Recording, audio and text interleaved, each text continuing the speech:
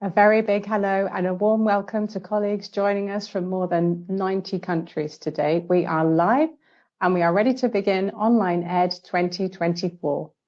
As Ed said, my name is Caroline Williams and I have the pleasure of being your host today, along with Wendy Fritz, who will be chairing talks in track 2. And if you've had a chance to have a look at the agenda, you'll see we've got great diversity of thought leadership from colleagues who are academics, practitioners, and professionals across our sector. And a very special thank you to Scholarcy.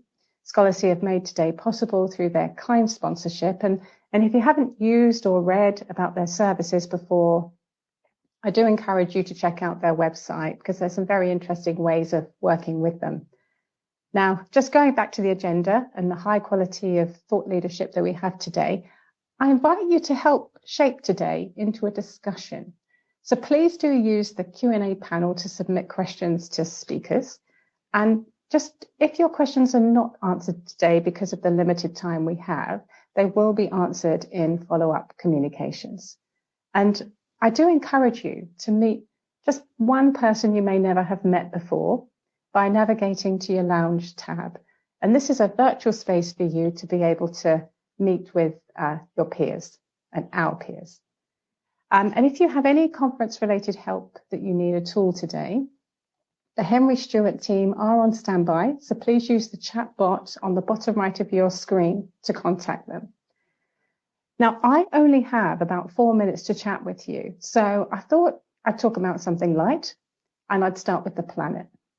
Now, if I were to, and just bear with me, because I have a few questions to ask at the end here, but if I were to think of the planet as a friend, I think of it as a very good friend. It's had my back, perhaps since the day I've been born. It's given me oxygen, it's given me food, it's given me water. And so I guess if it has my back, I in turn should really have its back. And so what I do is read a lot of papers that I know our academic colleagues that are potentially here today joining us, but also from our respective universities on how we're preserving the planet at the moment.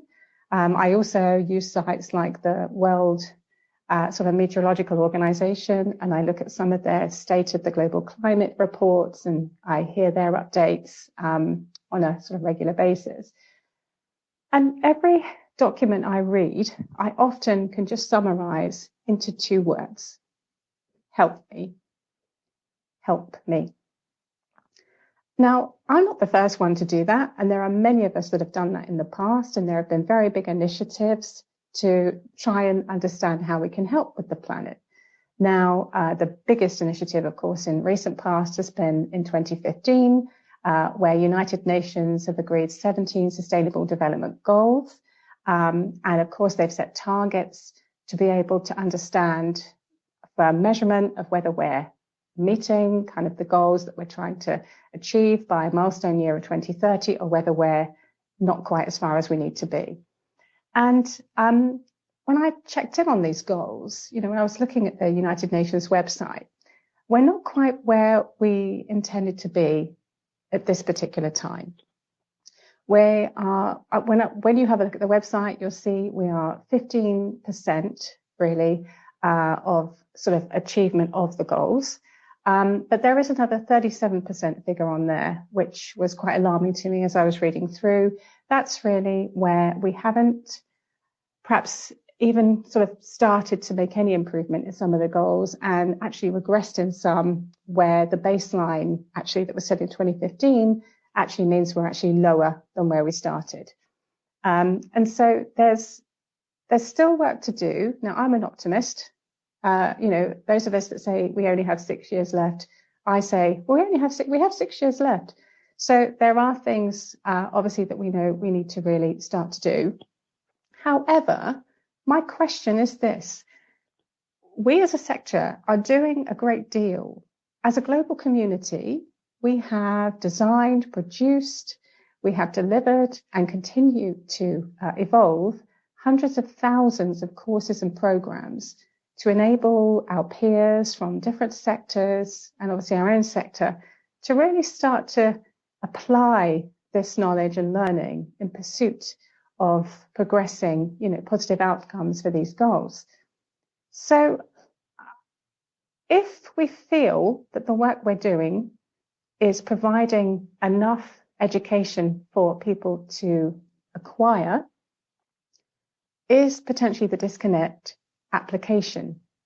And if it's application, what do we as a sector, as a united sector and a global community, need to think about with regards to how we can facilitate better application of obviously the education that we've put together?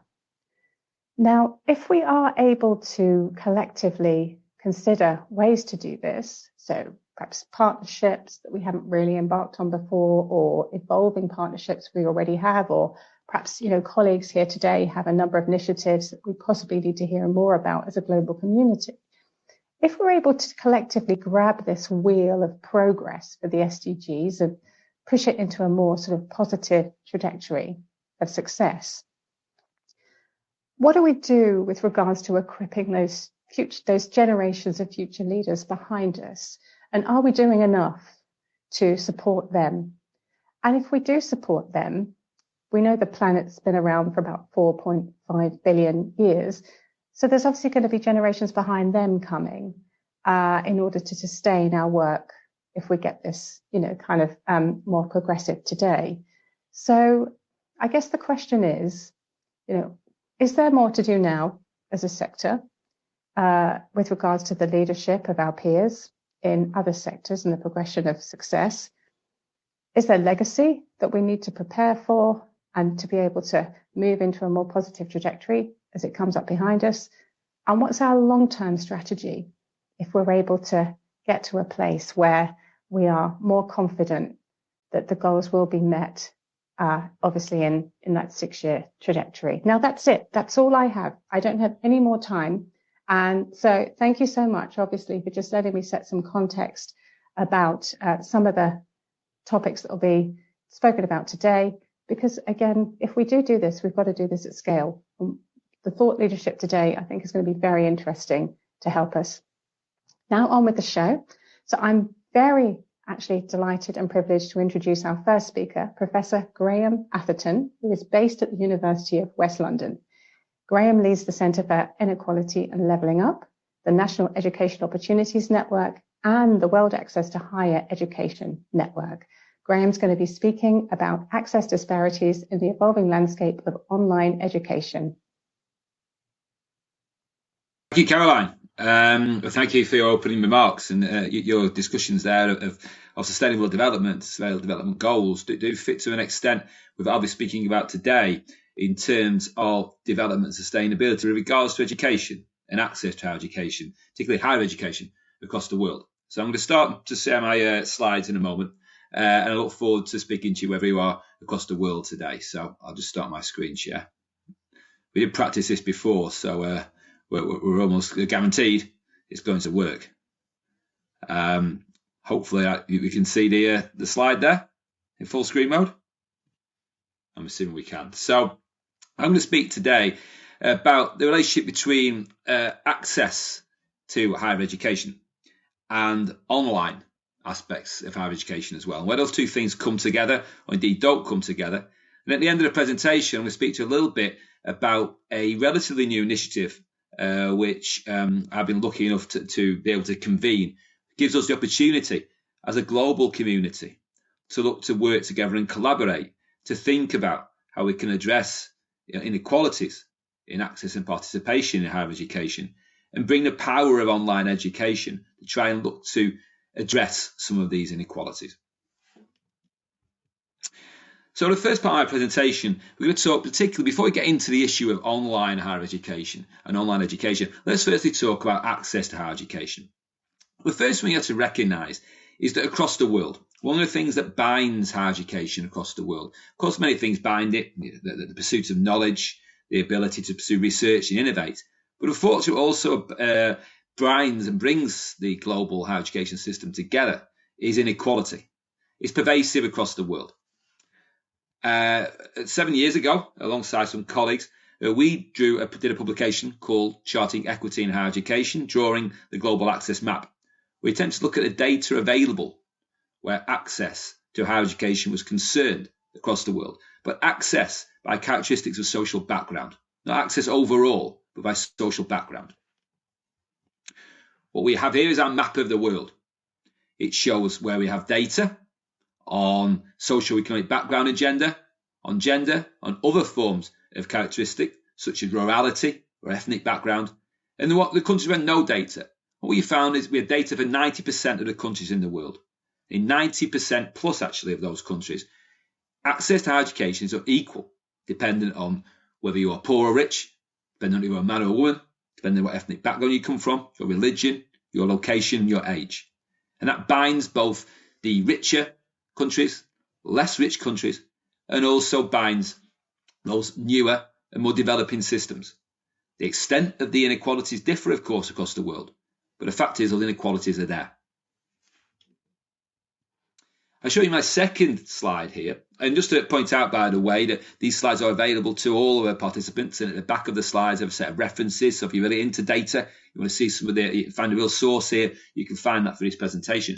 This shows you just a little bit of an insight into one part of the world in South America. What this shows you is participation by those from higher wealth and lower wealth quintiles. In all of the South American countries, the gap between higher wealth quintile participation, those in the richest part of society, and the lowest part of society is significant. It's less, it's a smaller gap. In Chile, you can see if you're from the lowest wealth quintile, then your chances of participation in higher education are higher. But still, the gap even in Chile is very big. I could have shown you graphs from all parts of the regions of the world, but just to emphasize the fact that we are in a situation where we've expanded higher education across the world in participation terms, we'll see in a moment. But those inequalities, particularly in terms of socio-economic background, but other forms of characteristic as well, of background, really exist. Just give you some snapshots across the world now. So we look back to here, perhaps here in Europe, and back to London, of course, but look over to Germany. See this snapshot here, reporting University World News 2 years ago. 1 in 3 students in Germany living in poverty. Germany, of course, a system that some of you may know of free higher education. Unlike here in England, where higher education is relatively expensive, it's free, more or less in Germany. Yet, of course, there's still at the same time, student poverty is a big issue. We just come back to here in the UK. 1 in 4 UK universities operating food banks for students. Food banks are places where you can get free food if you can't afford it yourself. Free food is often given away from supermarkets. It's surplus food. It's often given away in the UK in different sites to those from very low incomes, but also includes students. 1 in 4 UK universities are giving food to students they can't afford themselves to actually pay and sustain themselves through higher education. So pervasive, we've got some real challenges in our higher education system when it comes to making it as equal, as accessible to all as possible. At the same time, though, even though it's a challenging system of inequality, demand for higher education will increase significantly over coming decades. Look at this slide here now, my next slide. That gives you an idea of the kind of expansion we've seen in higher education across the world over recent years. So over a 70-year period there, from 1970 to 2040, if predictions are true, we're going to see nearly a 20-fold increase in global higher education enrolments. Even from 2020 to 2040, if these forecasts are true, we'll see a doubling in higher education participation. So at the same time as we have great inequality, there are more people going to higher education, but still more people from different backgrounds. The gaps between those from the wealthier and less wealthy backgrounds might not decrease until the time in which, of course, those from the wealthiest backgrounds, all of them are going to higher education. But participation is growing. So it's a growing system, yet an unequal one.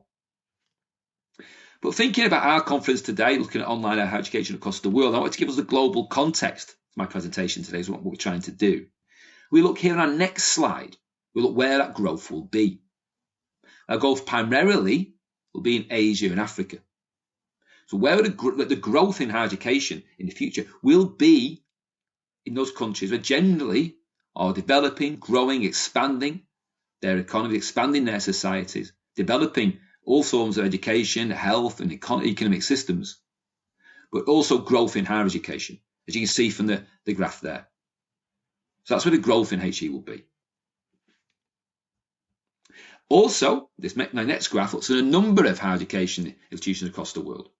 Quite striking there that over the last 12 years, we've seen very little increase in the numbers of higher education institutions and the numbers of universities in the global north.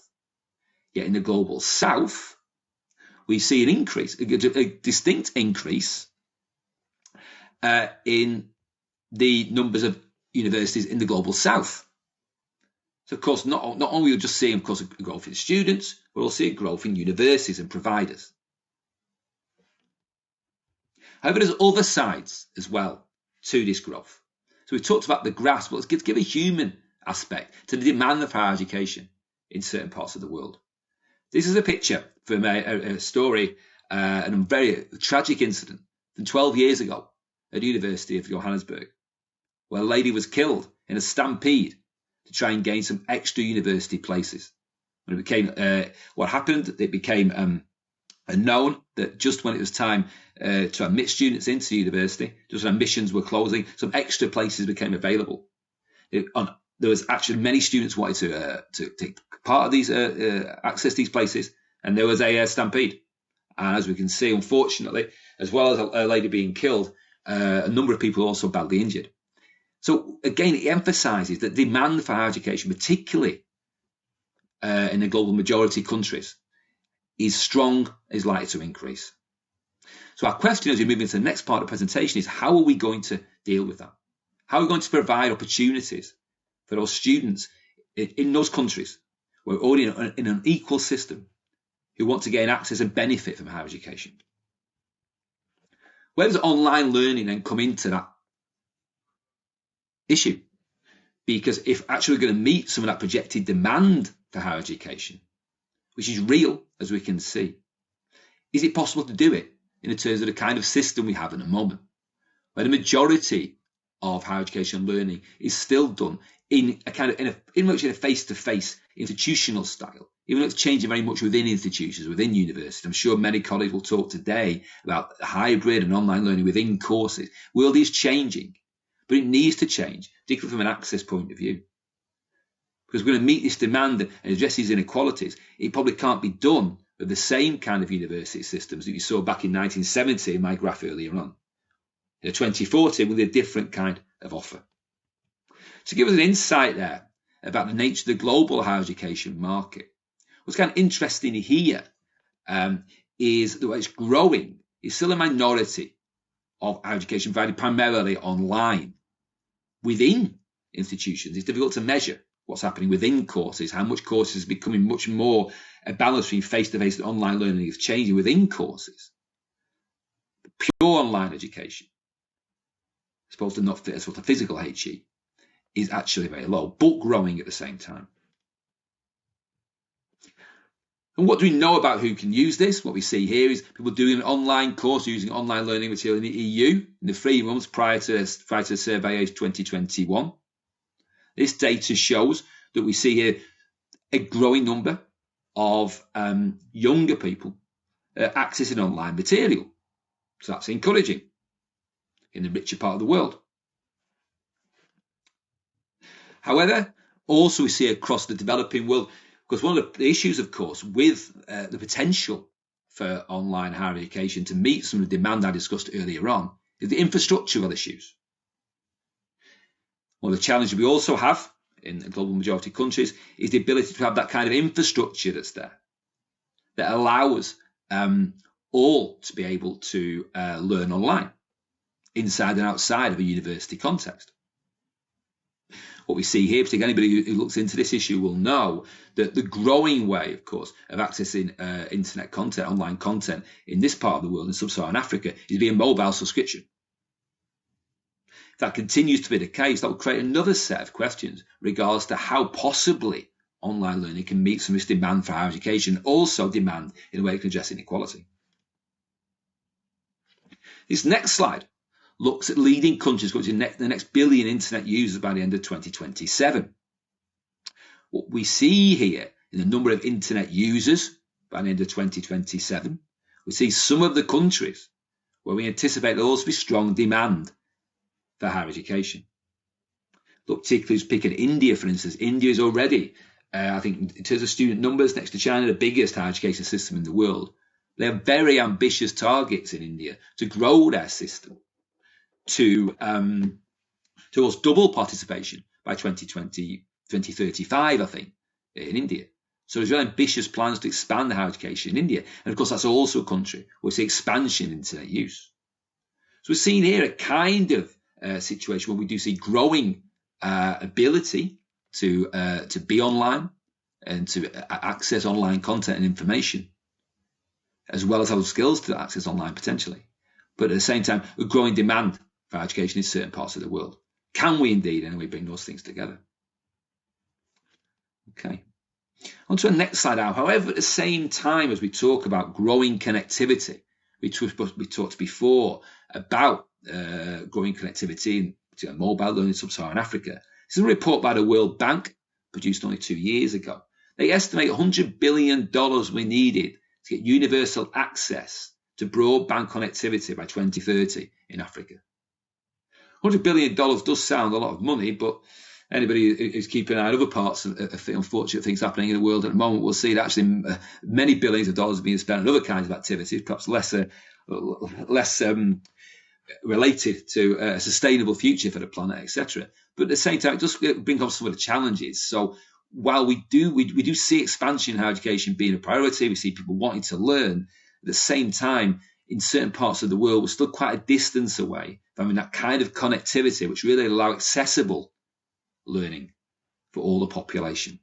So still some major challenges there. I would really recommend, in our next slide, if you're really interested in some of these issues regarding technology in education, not just in higher, but through tertiary and through school education, looking at this recent report from UNESCO. It's UNESCO rich in data, but also covering all the world as well, but really bringing out some really important arguments with regards to the use of technology. Gives some interesting historical points. It talks about, in many ways, actually, television and radio were fundamental in driving access to education across the world, as well as higher education, through the latter part of the last century. Technology changes. We talk about online learning. It's not the first technology, I think the report argues, that has brought ability for new sorts of learners to access education. The report also argues, though, that, as I mentioned earlier on, that on its own technology is not a panacea. But I really recommend, if you're interested in these issues, looking at that report. It's fantastic, a relatively new report with a really well-researched piece of work. I've just been 2 theses out of there for us to consider today. This next graph, I know I've been a bit naughty here because you never really should show graphs like this where you really can't see particularly individual country names. So I do apologise a bit, but I like the graph so much because what it actually shows is, for this very long list of countries, the balance in terms of internet use and use of Wikipedia.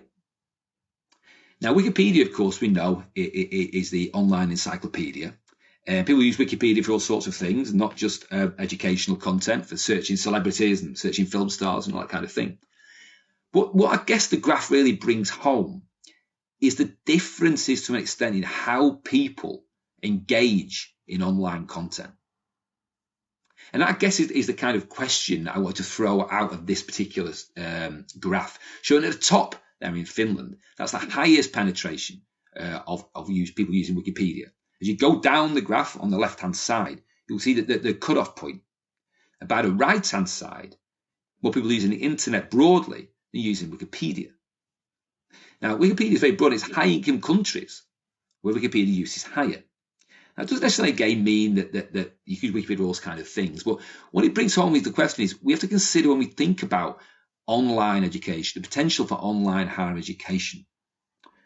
It's not just a matter of providing the hardware, as we discussed earlier on, of data connectivity, which is a challenge. It's also creating that cultural context. We think about how we use the online world.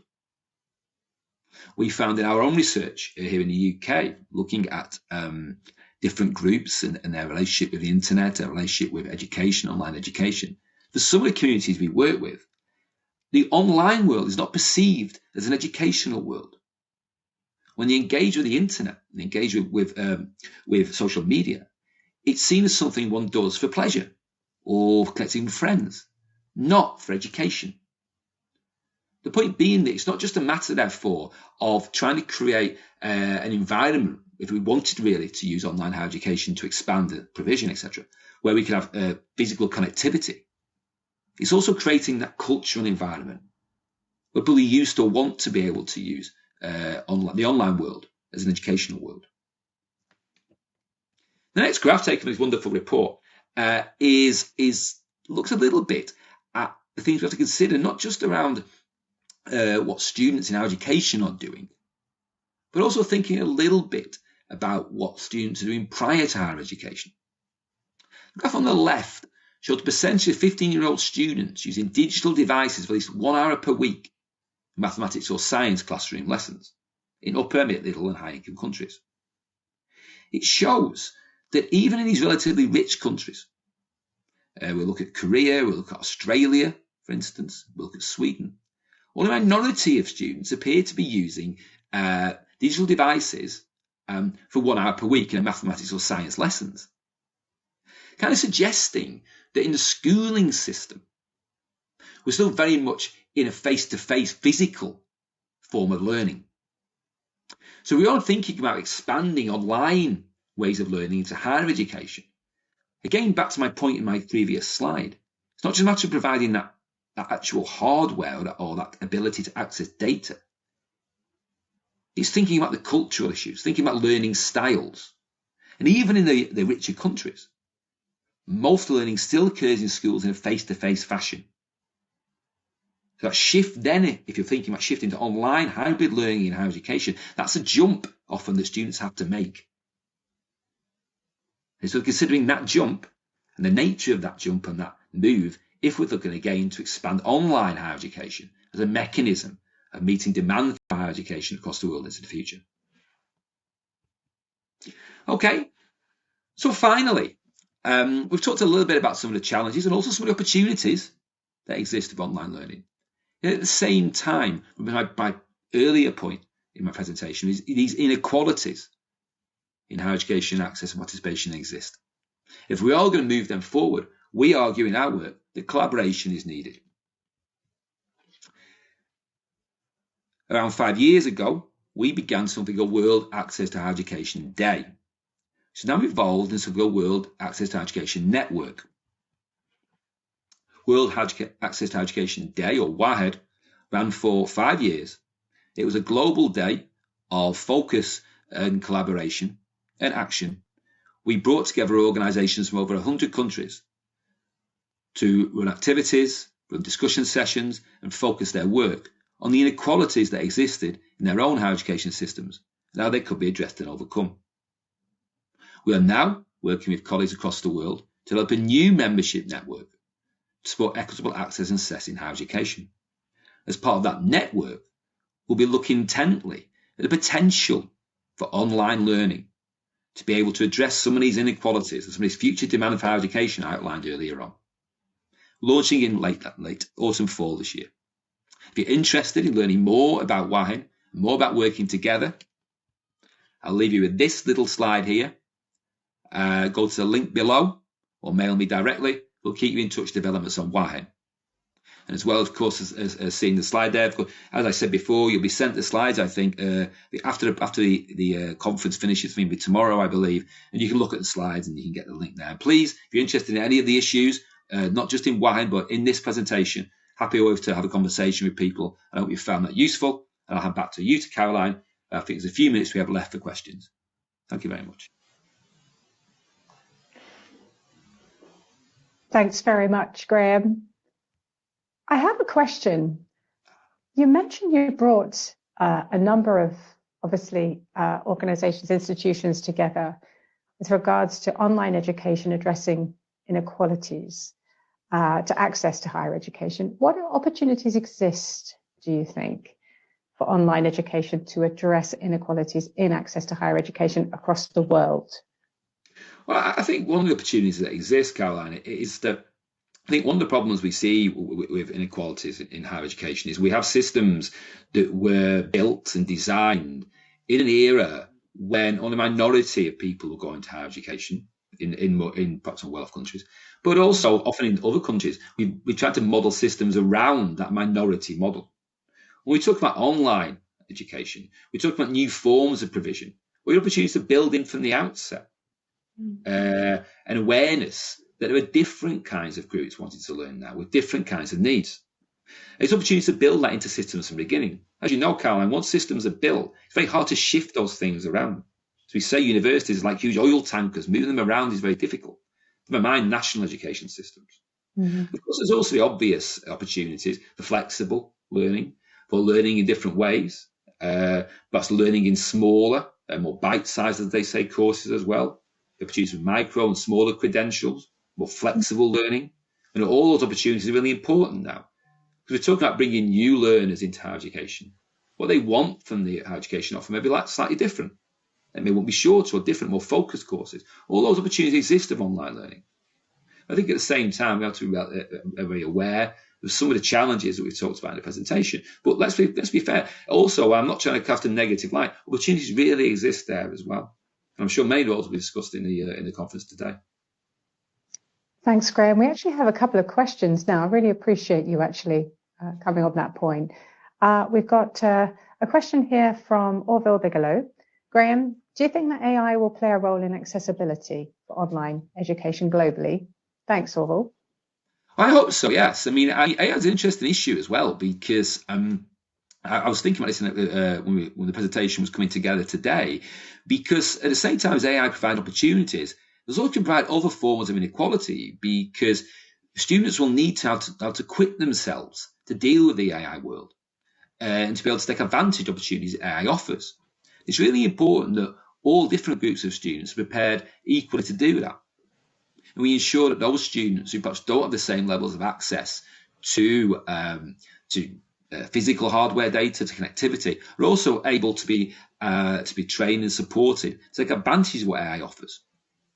Because at the same time, it can offer, I think, potential opportunities. It can enable students to learn in different ways, and also to adopt different learning styles as well. I think that's a really exciting opportunity. Perhaps for lecturers and others to be more like coaches, if you like, rather than just offering a traditional lecture, which we know is liked by some but not by others. Thanks, Graham. We've got another question for you here from Drew.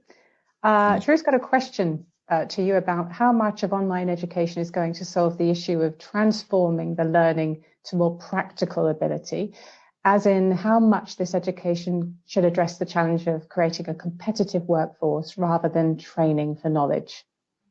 Well, I think the workforce issues are crucial. I mean, I think we're already seeing one of the challenges in terms of the expansion of higher education. We're also seeing challenges with underemployment and graduate unemployment in quite a lot of different economies across the world, and that's both those in global majority countries and more well-developed systems countries. So it's a real issue of how we ensure that students entering and going through tertiary and higher education systems have the maximum employability skills moving forward.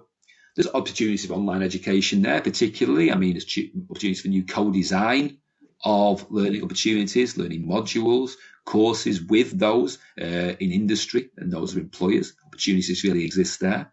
Opportunities of virtual internships and opportunities there. I think the opportunity to sample and understand the labour market is really important. One of the big issues we've always faced is that when we have our students in universities, that we're very good at bringing them through the courses. Well, obviously, it's less more of a challenge to ensure that they actually then understand what it means to be in the world of work. Online learning provides opportunities to be able to sample and understand that in ways that maybe weren't so practical before. But it's a really important question, because we do have a gap. I've talked about that global demand for higher education. It really is there. But at the same time, I could have shown you other graphs, if you like, that show you some of the real issues with underemployment, unemployment in labour markets across the world. Thanks very much, Drew. Thanks, Graham. I get probably one more question I think that we can pose, if that's okay. So Absolutely. How can issues of access to higher education and online learning be given a higher priority by policymakers and universities, in your opinion? I think the sort of global collaboration we discussed at the end of that presentation is really important, because you have to advocate for these issues. I think we have to recognise that unfortunately, in many countries, access and inequality is not at the top of their priority list, I'm afraid. But nevertheless, there are governments where this is a priority. It's important that we learn from those. We also important that we show the benefits of higher education to policymakers as well, for those from different backgrounds. We show the transformative stories, the individual stories that have shown those who've come to higher education from backgrounds that they weren't expected to do, and the impact it's made on their lives. Because we're in an advocacy space here, Caroline, with this. It's really important. Not just individually within institutions, but those across countries as well. Because the education world, both particularly in the UK, but across other parts of the world, is in a challenging space in many ways at the moment. Leaders have competing priorities. And often it's not that they're not committed to more equitable access, but there are many things to balance off in their portfolio. So those who believe this to be an important issue must work together, both within and outside countries, to advocate for those students who don't have people to advocate for them. So helpful, Graham. Thank you. And I'm lucky enough to have spoken with you before this conference, and I'm also lucky enough to know that you come to Oxford, actually, which is great for me, kind of my neighbourhood, and also London, to give some talks and sort of be available. Do you often get overseas? From our colleagues? Indeed, Caroline, yes, and hopefully I'll be visiting South Africa in around 7 or 8 weeks' time to visit a conference there, where there's a group of universities really working together to support not just access into higher education, but retention and progression for students. There's many colleagues, I'm sure someone will call today, who worked or knowledge of the South African system. They will know that unfortunately the levels of dropout, particularly for black students, is really, really high in South Africa. But it's such a fundamental part of the country's economic and cultural fabric, higher education. I'm looking forward to going over there and meeting and linking with colleagues in that part of the world, as well as I'll be hopefully going over to India and Asia later in the year as well, to look at their expanding systems as well. Because it's really, really important, I believe, that we look to collaborate globally and have that global dialogue in this area. And we do in other parts of higher education as well, as you know, Caroline. This has to be part of that dialogue as well. Graham, it's been an absolute pleasure, as always, to hear from you today. Thank you so much. Thank you. Thank you, obviously, to everyone for asking questions. Graham, perhaps as a follow-up, you might, as well as sharing your slides, perhaps give everybody an idea of where you'll be this year. I'm sure many people would be excited to engage with you at some of the events you're at. So thank you. Please, colleagues, if you're interested in WAHEN, do click on the link or send any further information. Do reach out as well, and feel free to use the data as well. I hope you find it useful. I wish you luck, Caroline, the rest of the day. Your colleagues as well. Please do engage the rest of this event. Thank you. Thanks so much. And just to say to everybody joining us now, up next, hear from University of Louisiana at Monroe in track 1 and Cambridge Education Group Digital in track 2. See you soon. Thank you.